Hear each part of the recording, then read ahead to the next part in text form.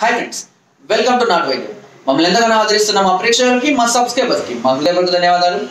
ఈరోజు మనం వరి బీజాన్ని కేవలం 5 రోజుల్లో తగ్గించే ఒక అద్భుతమైనటువంటి చిట్కాని చెప్పబోతున్నాను. కేవలం 5 రోజుల్లోనే వరి బీజాన్ని తగ్గిస్తుంది ఇది. ఏంటి ఆ చిట్కా? ఈ వరి బీజం సమస్యతో బాధపడుతున్న వారికి ముఖ్యంగా ఫస్ట్ మీరు టెస్ట్ చేయించుకోండి. అది వరి బీజమేనా కాదా, లేదా ఏదైనా తగ్గడం వల్ల వచ్చిన వాపా, ఏ వాపు అది టెస్ట్ చేసుకోండి. అది వరి బీజమే అని మీరు డిసైడ్ అయిన తర్వాత నేను చెప్పబోయే చిట్కాను ఫాలో అవ్వండి. ఎర్రచందనం చెట్టు తెలుసు కదా మనకు. ఎర్రచందనం చెట్టు యొక్క బెరడును తీసుకొని రండి.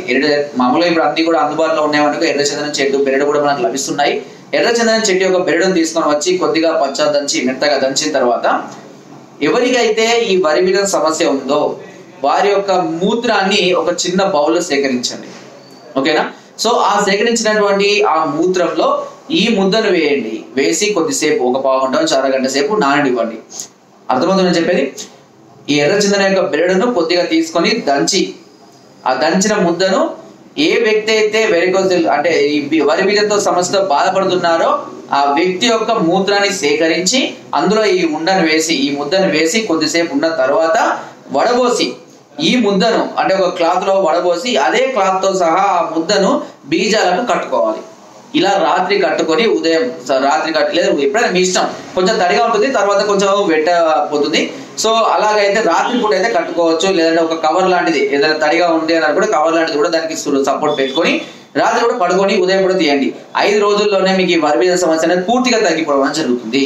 ఖచ్చితంగా మంచి రిజల్ట్ అయితే మీకు కనబడుతుంది.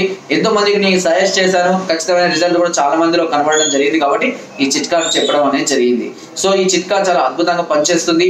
ఎంతో మంది కూడా మేలు చేసింది. మీరు కూడా ఇలాంటి సమస్యలతో బాధపడితే మీకు కూడా మేలు చేయడం జరుగుతుంది.